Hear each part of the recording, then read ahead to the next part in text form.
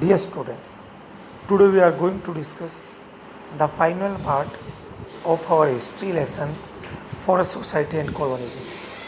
Here we would study about rebellion in the forest, or we would study due to the Forest Act, due to the reservation of forest, the forest communities or the people who used to live in forest or used to live near the forest, they were denied about their customary rights. They could not do the work of hunting, could not collect wood for the house construction or for burning in oven. So they started to protest against the changes which were brought in forest. In India, there were many persons. For example, in Santhal Pargana, there were two persons, Sidhu and Kanu. They started the movement against the Britishers. In Chota Nagpur region, Birsa Munda. And in Andhra Pradesh, Alluri Sitaram Raju protested against the forest laws in those areas. And today, there are lot of information about these persons in songs and stories. Here we would study about the revolt in Bastar in 1910. The people of Bastar. Bastar is a part of Chhattisgarh. Chhattisgarh is surrounded by Andhra Pradesh, Odisha and Maharashtra. The central part of Bastar is plateau, or you can say it is rocky in nature. To the north of the plateau of the Chhattisgarh, there is Chhattisgarh plain, and to its south there is Godavari plain. In Chhattisgarh plateau, there is a particular river that is known as Indravati, and it flows from east to west. Here a number of forest communities are found. They speak the different languages, but they have the common customs and belief. These people believed that each and everything is given by the nature, and in return we worship the nature. For example, we grow the crops on the land, and in return we celebrate the agricultural festival. Likewise, they started to respect each and every form of nature. They used to worship the river, the forest and mountains. Villagers were knowing about, गांव वाले जानते थे कि उसके गांव का particular boundary कहाँ तक है, और वो अपने गांव की बाउंड्री के विदिन जितने भी नेचुरल रिसोर्सेज होते थे, ट्रीज होते थे, उनको प्रोटेक्ट करते थे.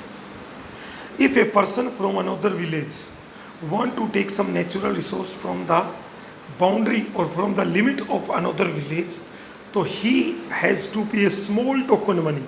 एक स्मॉल फी दी जाती थी, जिसको देवसारी, मेन, डांड डिफरेंट नाम से जाना जाता था. गांव वाले अपनी बाउंड्री के अंदर, विलेज की बाउंड्री में जितने भी फॉरेस्ट और नेचुरल रिसोर्सेज थे, उनको प्रोटेक्ट करने के लिए वॉचमैन हायर करते थे, और उन वॉचमैन को as a payment grain contribute करके पे किया जाता था.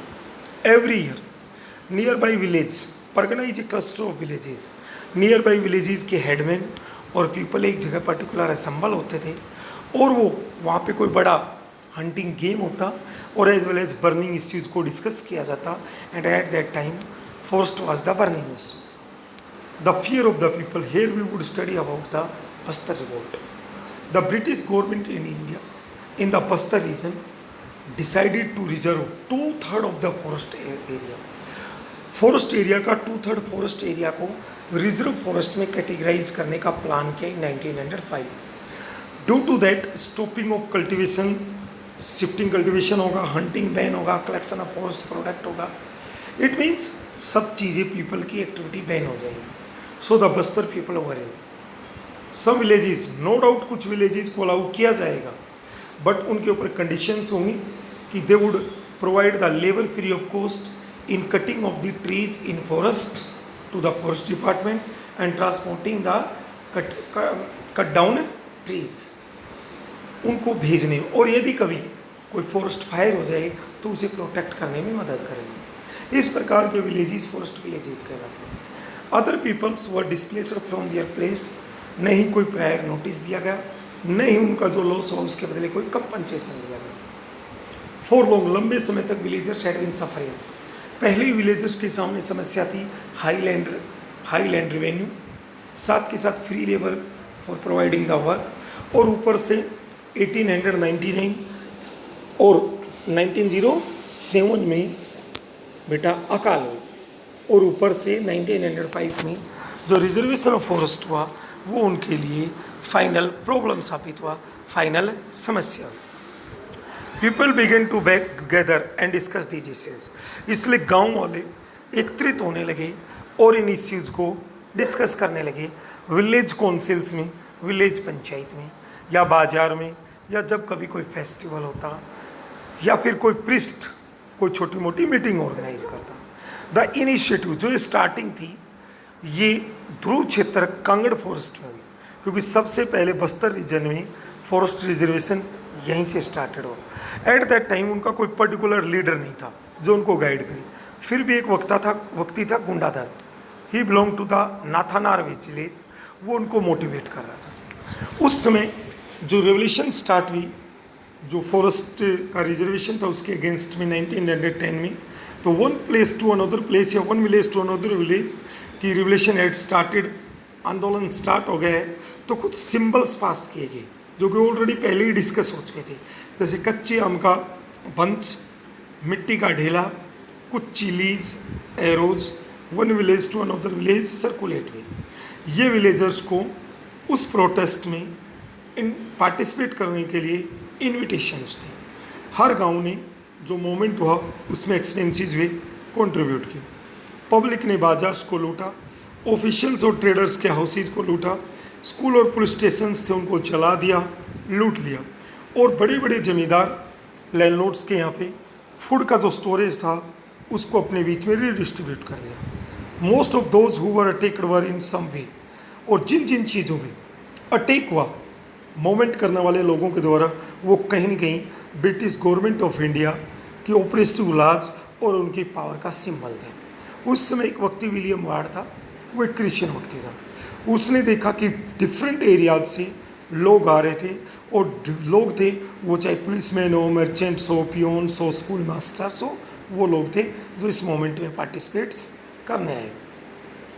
ब्रिटिश लोगों ने इस बस्तर रिवोल्ट को, ब्रिटिश गवर्नमेंट ऑफ इंडिया ने इस बस्तर रिवोल्ट को स्प्रेस करने के लिए, कुचलने के लिए आर्मी को भेजा।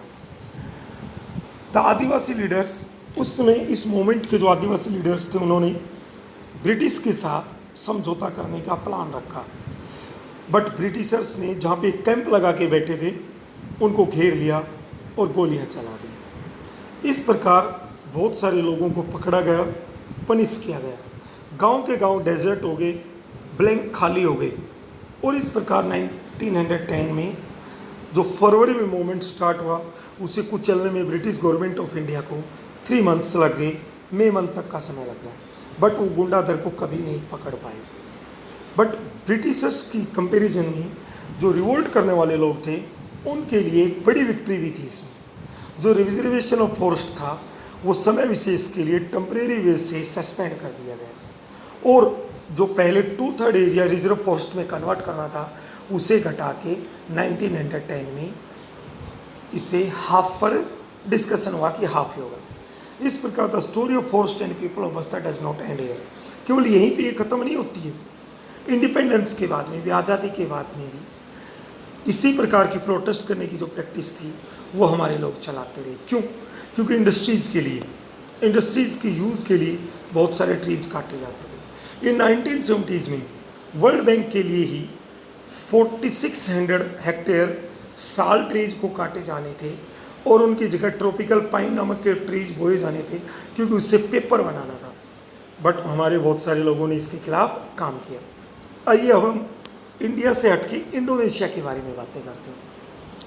बेटा, जावा is an island of Indonesia. ये राइस प्रोड्यूसिंग के लिए फेमस है। यहाँ पर भी आप देखेंगे कि जिस प्रकार इंडिया में ब्रिटिशर्स रूल कर रहे थे, यहाँ पे डच लोग रूल कर रहे थे। यहाँ पे डच लोग रूल कर रहे थे और इंडिया के forest management by the Britishers और जावा इन इंडोनेशिया में जो डच लोगों का फॉरेस्ट मैनेजमेंट था उसमें बहुत सारी सिमिलरिटीज़ थी। ब्रिटिशर्स की तरह डच लोगों ने भी उनको भी अपनी शिप्स के लिए स्ट्रॉन्ग एंड ड्यूरेबल वुड चाहिए हुई थी। इन 1600 जावा की टोटल पॉपुलेशन 3.4 मिलियन और वी कैन से 34 लाख थी। ये ज़मीन बड़ी फर्टाइल थी, बट यहाँ पे जो कम्युनिटीज़ रहती थी वो शिफ्टिंग कल्टिवेशन फॉलो करती थी। The wood cutters of Java, very important है। कलंग एक पर्टिकुलर कम्युनिटी थी, वो फॉरेस्ट कटर्स था, पेड़ों को बड़े स्किल्ड तरीके से काटती थी और शिफ्टिंग कल्टिवेटर्स थे। वो बड़े ही इम्पोर्टेंट लोग थे क्योंकि उस समय ज़्यादातर जो हाउसेज थे वो लकड़ी से बनते थे, वुड से बनते थे। इसलिए 1755 में जावा में माताराम एक किंगडम था, जैसे मुगल इन इंडिया लाइकवाइज। जब उसका डिवीजन हुआ, टुकड़ों में बटा, तो वहाँ पे 6000 कलंग फैमिलीज थी। उनको दोनों टुकड़ों में इक्वली डिवाइड किया गया। क्यों? क्योंकि ये ट्रीज को काटने में बड़े एक्सपर्ट थे। इनकी एक्सपर्ट नॉलेज के बगैर टीक के ट्रीज को काटना और उनके लिए राजा के लिए महल बनाना इम्पॉसिबल सा टास्क था। नेक्स्ट आप देखेंगे Dutch scientific forestry. We have already studied that कि what is the meaning of scientific forestry. To cut down the different type of trees at one place. एक जगह पे डिफरेंट टाइप ऑफ ट्रीज को काट देना और उनके प्लेस पे वन टाइप ऑफ ट्रीज को ग्रो करना जिसकी डिमांड ज़्यादा थी। This was known as scientific forestry.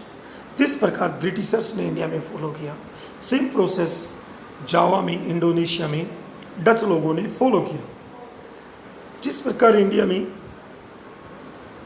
For the grazing of cattle, for collecting the fuel wood लोगों को एंट्री नहीं दिया जाता था फॉरेस्ट में, विदाउट परमिट वो एंट्री नहीं कर सकते थे। लाइकवाइज यहाँ पर भी एंट्री नहीं कर सकते थे। आगे चल के आप इसमें देखेंगे कि किस प्रकार जावा में भी स्लीपर्स वगैरह की रिक्वायरमेंट उनकी थी। नेक्स्ट है, यहाँ पे उन लोगों को, जावा में उन लोगों को एंट्री करने देते थे जो लोग उनको फ्री ऑफ कॉस्ट में वुड कटिंग में और दूसरे उसके ट्रांसपोर्टेशन में मदद करते थे।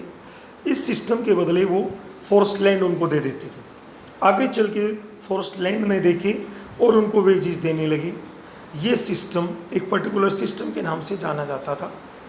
देन सेमिन्स चैलेंज अराउंड 1890 सुरंती को सेमिन, जो कि एक पर्टिकुलर विलेज से बिलोंग करता था, उसके विलेज में बड़े ही टीक फॉरेस्ट थे। उसने डच गवर्नमेंट इन जावा थी, उसके ऊपर क्वेश्चनिंग करनी शुरू कर दी कि गवर्नमेंट ने नहीं तो विंड बनाया, नहीं वाटर, नहीं अर्थ, नहीं वुड, ये सभी नेचर की देन है, नेचर के गिफ्ट हैं और नेचर को हम प्रोटेक्ट भी करते हैं, नेचर को हम ऑफरिंग्स करते हैं, भेंट करते हैं, तीज त्यौहार मनाते हैं। शीघ्र ही, बड़ी जल्दी बहुत सारे लोग इसके साथ कनेक्ट हो गए और धीरे धीरे सेमिन के जो सन इन लॉज थे उन्होंने भी इसको मदद किया। 1907 में 3000 फैमिलीज उसके आइडियाज़ को फॉलो कर रहे थे। उसके आइडियाज़ को जो फॉलो कर रहे थे वो सेमिनिस्ट लोग कहलाते थे। जब उनके गांव में डच लोग फॉरेस्ट का सर्वे करने आए तो सभी लोग वहाँ पर उनको गांव में एंट्री करने नहीं दिया और उनको नहीं कोई टैक्स, नहीं कोई लेबर पे करने के लिए कि कोई हम आपके लिए काम नहीं करेंगे। Now we would study about the war and deforestation. War means First World War and Second World War. First World War और Second World War ने फॉरेस्ट को कैसे इफेक्ट किया? फर्स्ट वर्ल्ड वार और सेकेंड वर्ल्ड वार के बड़े negative effect हुए। जैसे मैंने इंडिया में कहा था आपको, वर्किंग प्लान मीन्स कितने एरिया में फॉरेस्ट है, हर साल हम कितना काटें, ईच ईयर कितने ट्रीज को कट डाउन करें कि हमारे पास प्रॉब्लम ना हो। बट बेटा वर्किंग प्लान्स को स्टॉप किया गया और विदाउट एनी प्लान केयरलेसली बहुत सारे पेड़ों को काटा गया। इंडिया में जापानीज ने बहुत सारे पेड़ काट के, जापानीज जब इंडिया में नॉर्थ ईस्ट की तरफ से आए तो बेटा इंडिया के अंदर, जावा में जब जापानीज आए तो बेटा वहाँ पे डच लोगों ने पहले बहुत सारे ट्रीज काट रखे थे, बट वो नहीं चाहते थे ये जापानीज के हाथ में आए। वो पेड़ काटे हुए का जो एक बड़ा सा स्तूप था, बड़ा सा स्टोर था, उसको उन्होंने जला दिया, जिसे स्कॉर्च्ड अर्थ पॉलिसी के नाम से जाना जाता है। जितनी भी आरा मशीन थी, सामिल्स थी, उनको डिस्ट्रॉय कर दिया। जितने भी टीक के बड़े बड़े वुड स्लीपर्स थे वो जला दिए। वो नहीं चाहते थे कि these would be in the hands of Japanese. But Japanese ने अपनी वॉर इंडस्ट्रीज की नीड के लिए बेटा जावा में बहुत सारे पेड़ों को कटवाया। और जावा में लोगों के सामने एक अपॉर्चुनिटी भी मिल गई कि जितने पेड़ काटेंगे उतनी ही उनके पास एग्रीकल्चरल लैंड एक्सपेंड होगी। और जैसे ही वार ख़त्म हुआ, जैसे जापानीज वहाँ से जाए, ये ज़मीन फिर कभी गवर्नमेंट के पास उनके पास से लौट के नहीं आई। सेम प्रॉब्लम इंडिया में थी। Now new developments in forestry since 1980s, 1980 के बाद से governments in Asian continent as well in African continent अब ये रियलाइज करने लगी कि साइंटिफिक फॉरेस्ट्री और दूसरा लोकल लोगों को फॉरेस्ट डिपार्टमेंट से दूर रखना बहुत ही समस्याएं लेकर आएगा, बहुत ही विवाद और इश्यूज लेकर आएगा। इसलिए गवर्नमेंट ने रिकग्नाइज किया कि लोकल लोगों को, कॉमन पीपल को जब फॉरेस्ट का कोई काम हो तो इनको ज़रूर इन्वॉल्व किया जाना चाहिए। ऐसा ही in many cases across India from Mizoram and Kerala dense forest को सर्वे किया गया और गांव वालों की मदद से इनको प्रोटेक्ट किया गया। और इनका नाम पवित्र पेड़ थी, इनमें कोई कटिंग के लिए नहीं जाता था। इन पवित्र पेड़ों के झुंड को, ग्रुप को सारनस, देवरकुड्डू, राई, कान के नाम से जाने जाते थे। गांव वाले पेट्रोलिंग करते थे, गश्त लगाते थे, घूमते फिरते थे ताकि इन ट्रीज को कोई काट ना सके और इनमें कोई नुकसान न कर सके। इस प्रकार उन्होंने फॉरेस्ट मैनेजमेंट में 1980 में लोकल पीपल्स ने बड़ा रोल प्ले किया। Okay dear students, we have completed this lesson.